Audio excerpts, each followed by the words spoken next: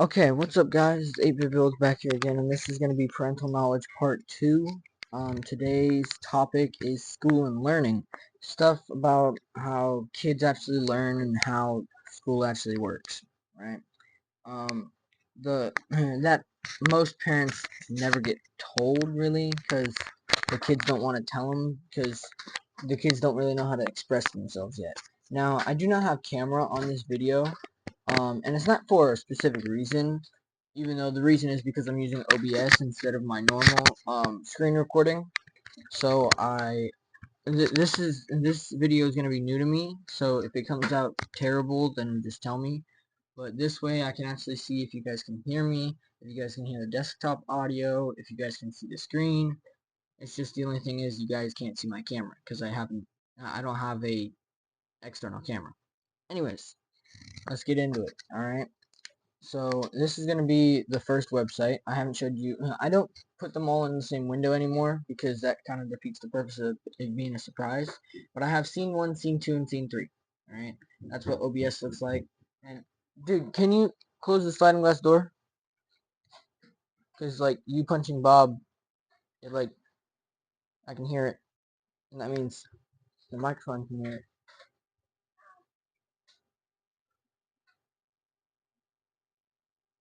Thank you. You got it. There you go. That was my cousin. Okay. I've seen 1, scene 2, and scene 3. That's how OBS has it. I also use OBS to stream on Twitch, but that's for something else, alright? So, Parental Knowledge Part 2, alright? Scene 1, alright? The learning styles myth, because, you know, that's what the website's about, alright?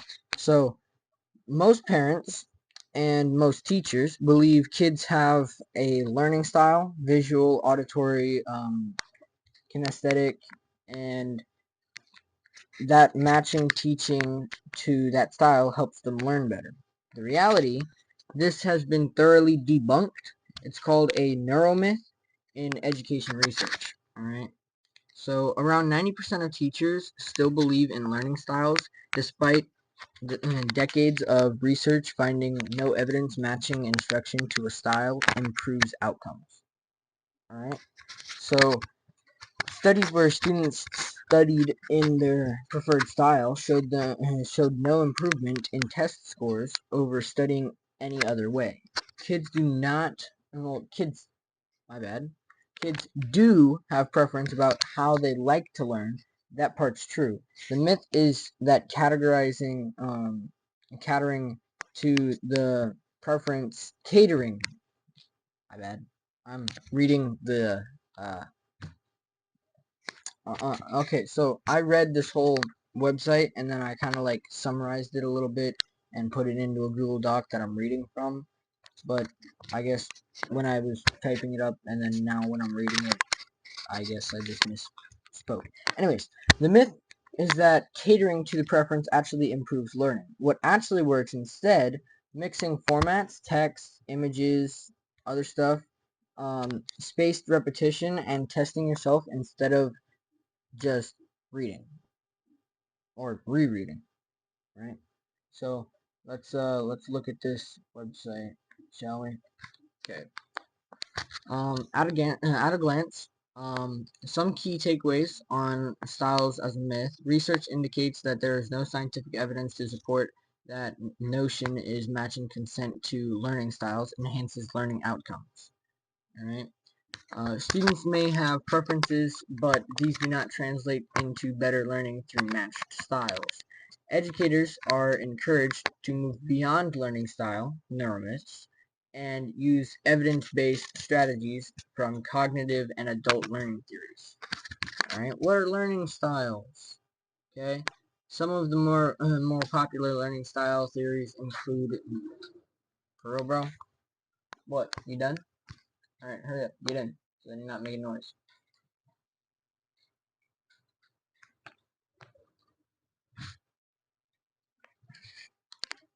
Okay, I do not know how to pronounce some of these words, so I'm going to do my best. Alright, Neil Fleming's VAC or VARC model, visual, auditory reading, writing, and kinesthetic. Honey and Mumford's learning styles, activists, relector, theorists, and pragmatist. Roger Speary and Michael Gazanias. Right brain versus left brain. Alright, so there's no evidence that supports teaching to a person's specified learning style results in better learning, blah, blah, blah, blah, blah, blah.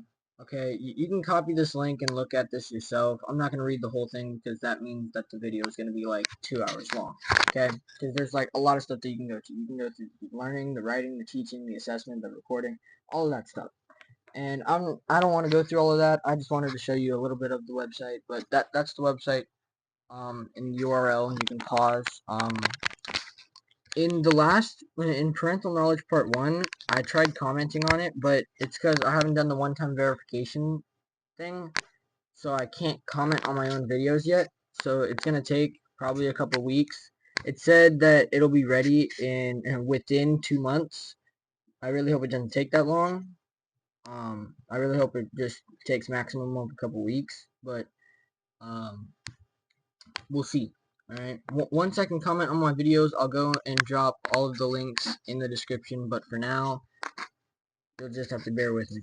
So that Google Doc, I will try to get it as best as I can, and then I'll just do a video, like a short video on that, on how, like, what the URL is, because no one's going to want to copy that whole URL. Like, this is fine. It's not that long.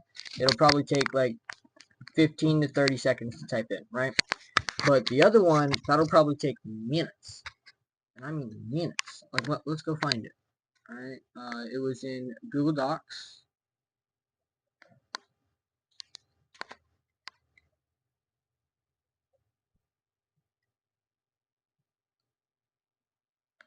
Right here.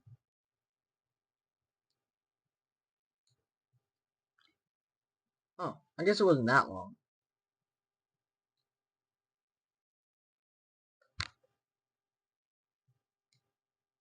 Okay. So there it is. You can copy that. And if you don't want to, I'll try to shorten the link. I don't know quite yet how I'm going to do that, but I'll try. Alright. So if you want to copy that, pause the video right here. I'll give you a couple seconds. Okay, that was enough time for you to pause the video, do it, and then unpause the video. Alright. Back to this. You are done with that, so I'm going to go back to OBS, and then I'm going to go to scene 2. So now you guys see this one. This is the next one. Alright, so I'm going to now clear that, and go to the next one, and then read from my Google Doc. Alright. Scene 2. Does homework even work? Alright. Did you know homework barely helps elementary schoolers at all? Right? Research consistently shows homework has a strong link to achievement in high school, but a very weak, non-consistent link to elementary school. One very well-known finding, the correlation between homework and achievement is roughly 4 times stronger in secondary school than elementary school. Why younger kids... oh, my bad. I forgot to pause there. Why? Younger kids often use homework time to less efficiently get more easily distracted, and teachers assign it more for building time management habits than content mastery. Doesn't it mean doesn't mean homework is bad. Just for young kids, it's not doing what most parents assume it's doing. If your elementary schooler is stressed about homework, the stress may not be buying as much academic benefit as you think. So maybe help them do homework, like this lady is doing for her son. I think that's her son. Not sure. So that's what I have in the Google Doc. Now we'll read a couple things from this. Any parent who has battled with a child over homework night after night, homework night after, they should have put a comma there. Any parent who has battled with a child over homework night after night has to wonder, do those math worksheets and book reports really make a difference to a student's long-term success? Or is homework just a headache, another distraction from family time and downtime, already diminished by the likes of music and dance lessons, sports practices, and part-time jobs? Allison, a mother of two middle school girls from a affluent Boston suburb, describes a frenetic, frenetic, frenetic, fret, frenetic, frenetic, I don't know, whatever, after school scenario. All right, my girls do my girls do gymnastics a few days a week, so homework happens for my sixth grader after gymnastics after 6:30 p.m. She doesn't get to bed. Oh, that's a woman? That's a girl? Oh, sorry, I got a text message from my dad.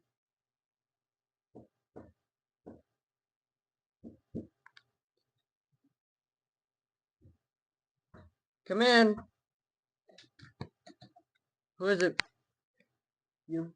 You know I'm recording a YouTube video. I mean, there's no camera on. I just need you to be quiet if you're in here. Okay. Alright. Anyways, we were at, she doesn't get to bed until 9. My 8th grader does her homework immediately after school, up until gymnastics. She eats dinner at 9:15 and then goes to bed unless there is more homework to do. In which case, she'll go to bed at around 10. The girls miss out on sleep, and weeknight family dinners are tough to swing. Can you let him in and tell him to be quiet if he's in here? Parental concerns about their children's homework loads are nothing new. Debates over the merits of homework tasks that teachers ask students to complete during non-instructional time have embedded and flowered since the 19th century. And today, is the door closed? Oh, okay. Doesn't feel like it. Anyways, since the 19th century. And today is value, and today its value is again being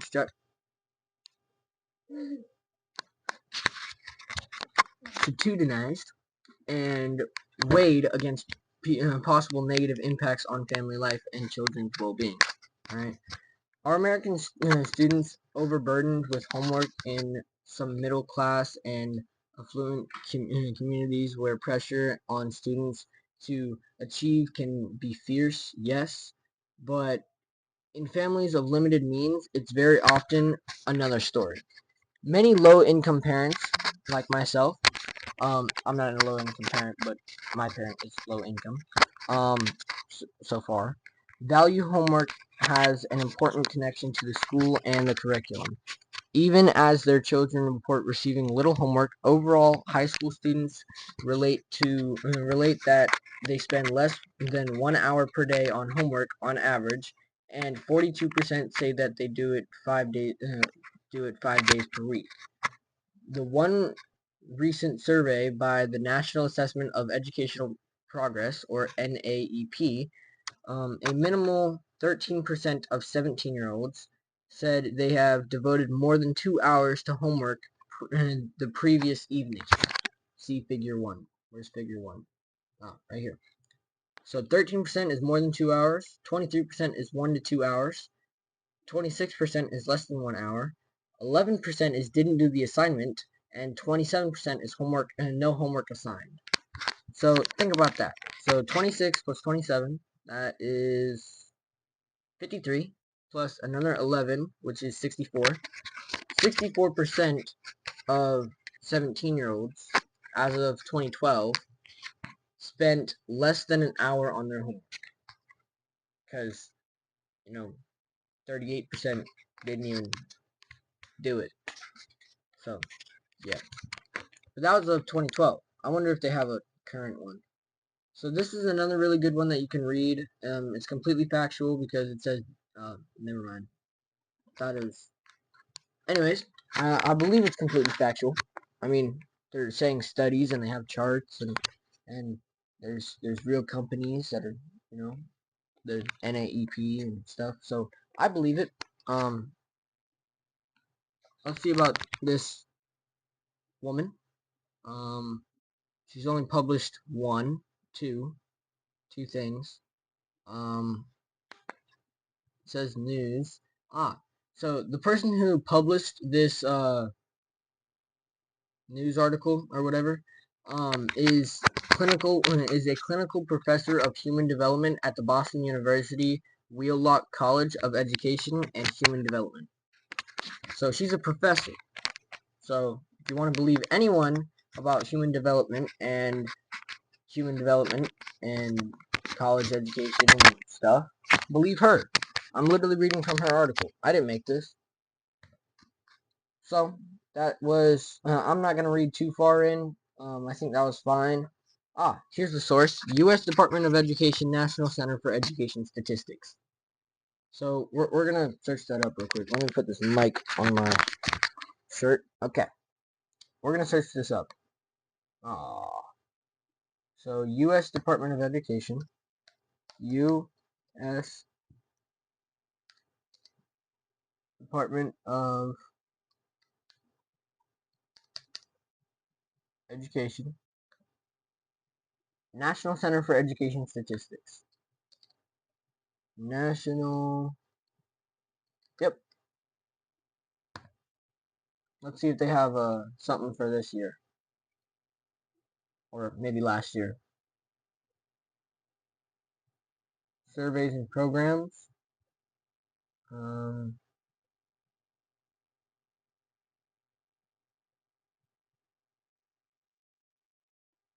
You know, they should really put links instead of just saying the source. You should really put links. Okay, so what is this? Most students spend okay. Is there a search bar? No, of course it's not. Products, maybe. You can tell that I didn't go through this website. I just found this. Latest blogs, tools.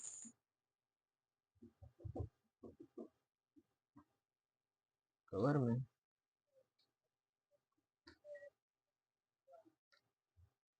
Nope, couldn't find it.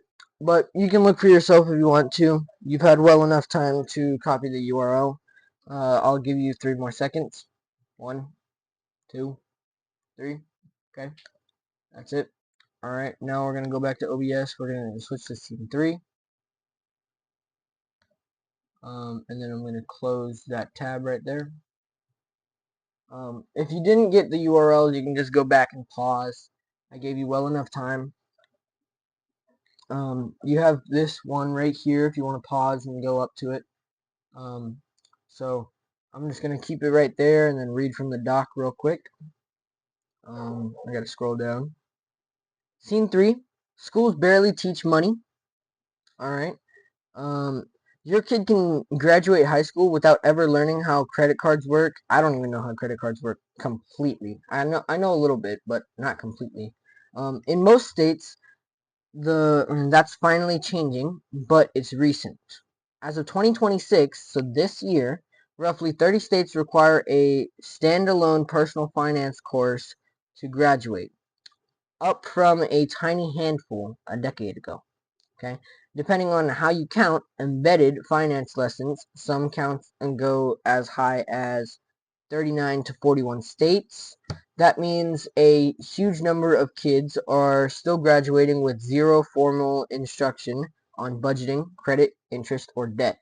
I know about debt. I know about credit. I know about interest. I know about budgeting. I do not know about credit cards completely yet.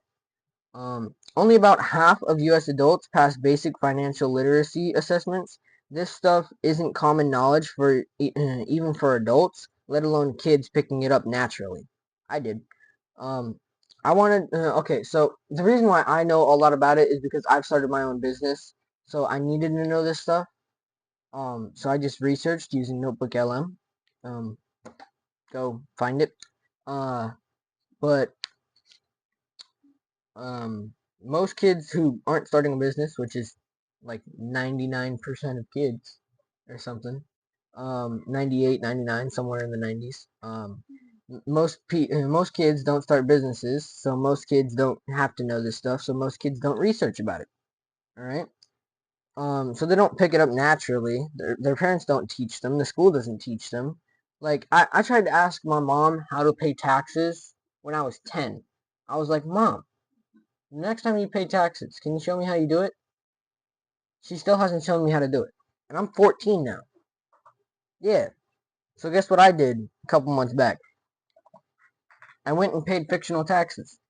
Obviously, I didn't do the whole um, IRS, go to their website and get all my money and well, get all my money papers and all that fun stuff. But okay, so I gave myself a salary, and then I said I'm gonna pay this much a month for food, so I deducted that.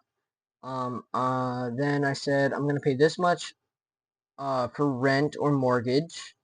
And then I said, well, I'll have a car too, so that's gonna have a car payment with interest. And then I said, well, I might be having to pay credit cards back, so I'll deduct that too, right? And so I gave myself a salary of 50,000, and it came down to like 42,000 after all the deductions for the year. And then I had to do taxes, so I figured out how much I actually owed, and then I had to do the deductibles, and then figured out how much I really owed, and then I had to do more deductibles, and then I had to pay it. Not actually pay it, but you know what I mean. So I just thought it up, and I actually figured it out, and now I know how to pay taxes. My mom didn't teach me, my school didn't teach me, I taught me. And they'll have to teach themselves too if you don't teach them. So parents, teach your kids how to pay taxes. Anyways, back to the talking points.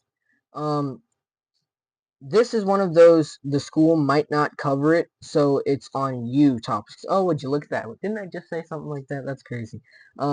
Small things like letting your kids see a real budget or explaining what interest actually costs add up. Explaining what interest costs actually add up to. That's better. Anywho, let's get to this. How many states require students to take a personal finance course? Okay, for high school graduation. According to the latest NGPF State of Financial Education report, 30 states require a standalone personal finance course in high school graduation. Once all 30 states have fully rolled out their requirements, 76% of public high school students in America, class of 2031, which I'm not even in class of 2031, I'm in class of 2030, graduating in 2028, will be required to take a course in personal finance. That's 2 million more than students per year compared to 2026. Wow. Let's you know what? I want to drop these links into Notebook LM.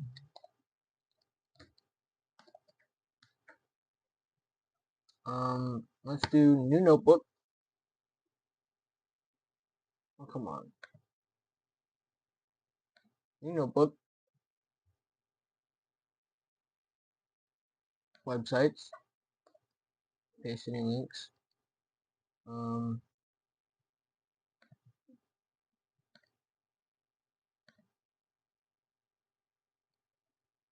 I don't think this one was the right one. Let's see. What other links did it give me? This one. Open link. Copy. Paste.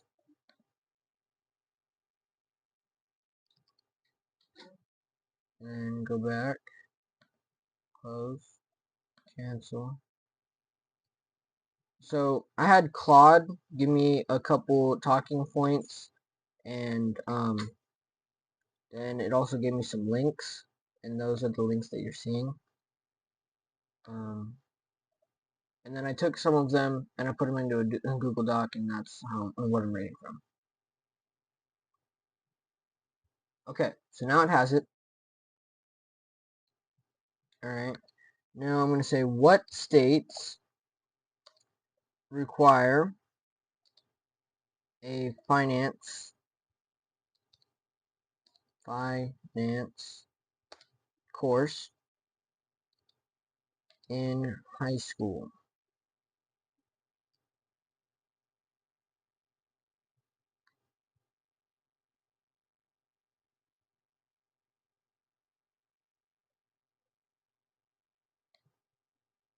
Which states?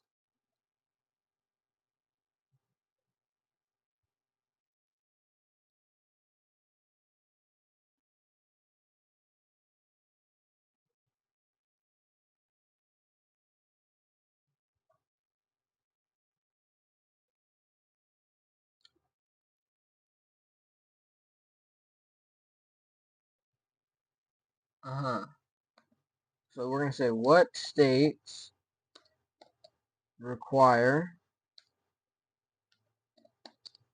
a finance course in high school.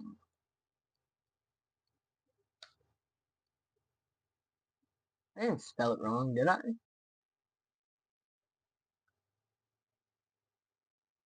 Is it S-E? Import. Ugh.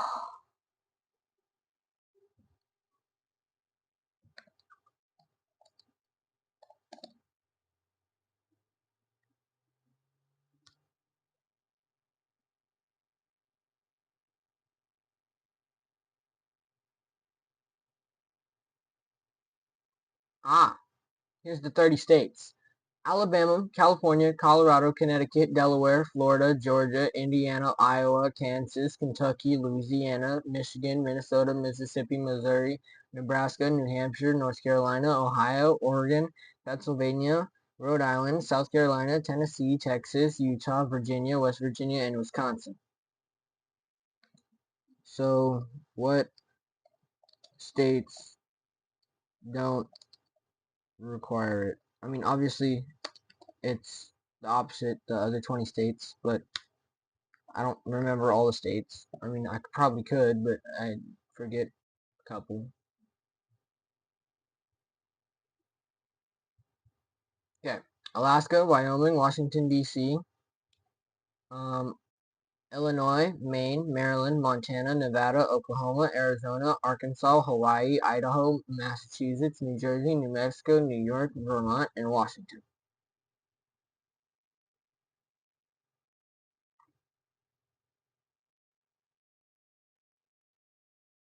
Yeah. So if you're in one of those states, this video's for you. Yeah. So now I have a notebook about modern education standards. That's wonderful. Okay. Let me read a couple of things like this. Where did I leave off? I left off right here, but I don't want to read that link, so I'll start off right here. All right. CEE's 39 state figure includes two categories: 26 states with a standalone personal finance course requirement, and 13 states where personal finance is required coursework integrated into another course like economics, business, etc. Hey, I'm taking both of those. Huh, that's cool. All right. The NGPF report only includes standalone requirements and leaves out embedded requirements because research consistently shows that embedding personal finance content into other sources does not produce research consistently that shows, does not produce measurable improvements in graduates' financial outcomes. NGPF reviewed over 12,000 individual school course catalogs in partnership with researchers in the University of Alabama, then cross-referenced that data with state legislation. CEE took a different approach of surveying expert representatives from state departments of education and state councils on economic education, then verified those responses against current policies. These two different methodologies led to different conclusions regarding states where law has a high level of flexibility built in, or when implementation is still ramping up. Why does it matter that reports on access to financial education use differing methodologies? These reports read keenly in state capitals across the country, a methodology that recognizes states for requiring a personal finance course, when they are actually embedding a few personal finance standards into another course, can lead into a false sense of progress and not push states to go for full-scale guarantees. Both reports prove that the momentum is real, with 20 states lacking the standalone requirement and implementation, timelines that stretch years into the future. The work is far from over. NGPF remains committed to Mission 2030. All students by 2030 will be guaranteed access to one semester personal finance course before they graduate from high school. I'm going to be doing personal finance for a college in high school. So I'm going to be fine because I'm going to be graduated before 2030, but I'll still be fine. So yeah, that's pretty much it. You can copy all the links and look at it and do it yourself. And I'll try to make a website or find a website that can shorten links for you guys. And if I can, then I'll shorten all the links to where you guys can like memorize them or something.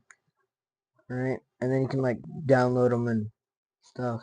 And then by the time I can put links into the description and comment on my videos, then it'll be, fine. And I can just put the links to where you can click on them in the description. I really hate YouTube for that. I have to go through a 2-month verification. 2-step, 2-month verification. It's insane. Alright. So, I'm going to add a scene 4. Boom.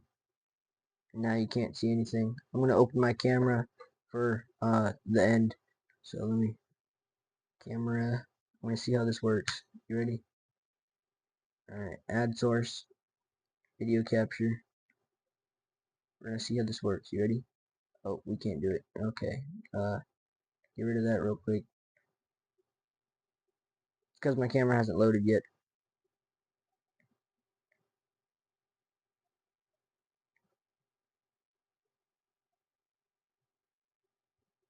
Okay, loaded now. I mean, you guys are going to be able to see everything. Let me see if I can blur the background. Can I? No. Why can't I blur the background? That's so lame. Alright. Now I should be able to window capture, camera, and then I just narrow this down into the corner. Put it right there. Maybe get it a little bigger. Alright. So now you guys should be able to see my camera right there. Right? So my hair is a little bit messed up because I showered last night and then went to bed with wet hair. So my hair's a little bit messed up. I didn't fix it this morning.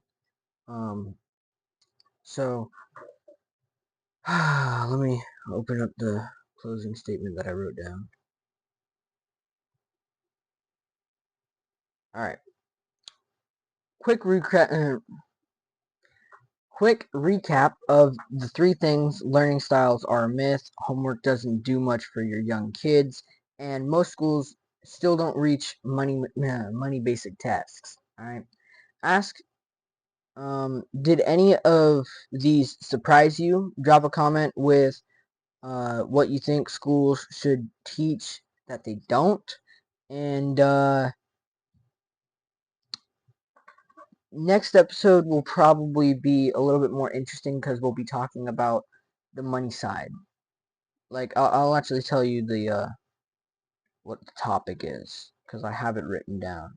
I don't have any script ready for it, but I have it written down. It's money and life skills. That's the topic for the next video. So, I hope you guys liked the next video, and I hope you guys liked this video. Please subscribe. I need it, because I saw that you guys, I can't show it to you because I don't have the window open right now, and it would take forever for me to get the window up. But there's only like 15, maybe 13% of you guys that are actually watching and subscribed. Like, I looked at my channel, and you know how like a bunch of YouTubers put up this like little line that says 80 something percent, 90 something percent haven't subscribed, and 10 or 20% have, and all that. Yeah, well, I can actually look at that. I thought it was completely fake, and they just did that to where people would subscribe, but it was actually real. Yeah. So I looked at it, and it said 85% of you guys or 87% of you guys aren't subscribed. But that was over lifetime. For the past month, I think it was 60 something percent of you guys aren't subscribed. So that's still majority of you guys. So please subscribe. I need it because I'm trying to beat my brother to 500 subs. We're not trying to get okay. We are trying to get monetized, obviously, but he's already closer to the watch hours. That's why my videos have starting to get longer and longer. So then if someone watches it all the way through, I'll get like more watch hours. You know what I mean? Because I average like 10 to 20 views on every single one of my videos. So I'm just hoping that if the longer videos get the same amount of views, I'll get more watch hours. But I'm trying to catch up to him in watch hours and in subscribers. Right now, let me research his. Let me see his channel. I think he has 200 something subscribers, and I only have 11. Come on, guys. Let me research.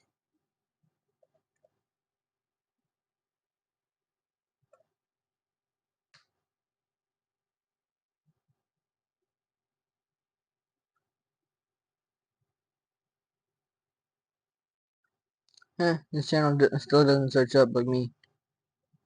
Oh, it's M3R. That's why. I searched up his Twitch.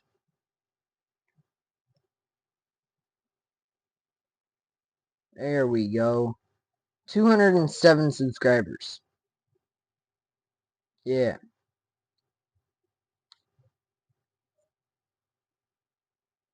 So, he has 207 subscribers. He also has 276 videos. He also has been on here for 2 more years than I have. So, obviously it's suspected that he has more subscribers than I do. But I'm just trying to get I'm trying to catch up to him, alright? So if we go to his community, let's see.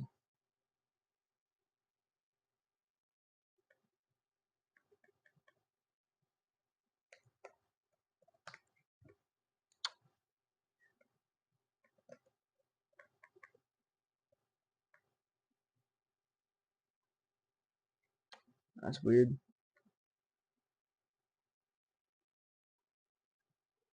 Huh. No one has posted in his community. That's weird. Okay. So sorry guys. I literally woke up like an hour and a half ago. So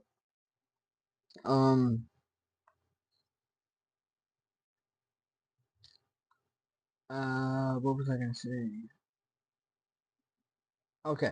Like and subscribe because I want to beat my brother to 500 subs, and he's already like 200 subs more than I have. So like and subscribe, and tell me if I should get an outro and an intro, like a video type thing. Like tell me if I should make one, cause I mean it would take a while, but I could probably do it. But like I don't want to do it if you guys don't want me to do it, so I won't do it if you don't want me to do it. Yeah. Alright, like and subscribe. See you in the next video. It's money and what was it? Money and life skills. Yeah. So let me give you a little teaser right quick. Alright. Kids given allowance for chores tend to develop different money attitudes than chores because you're part of the family allowance separately. Most kids never see money change hands before, cards, apps, which can delay the understanding of value. Alright, so that's a little teaser for the next video. I'll probably be recording it later today and then posting it tomorrow. Alright. So if you're watching this video past July 25th, go and check it out. If you somehow are watching it within the first day of this video being on, then wait till tomorrow, and then you can go check it out. If you think that I'm looking that way, because like there's something in the distance, there's not. There's a wall, but I'm looking at my camera on my big screen, even though my camera's right there. But in my perspective, it's right there. Like I'm pointing at my camera right now. Well, why does my arm look like that? Yeah, my camera's right there. That's so weird. Whatever. So like and subscribe. See you in the next video. Thank you guys. And 8-bit builds out.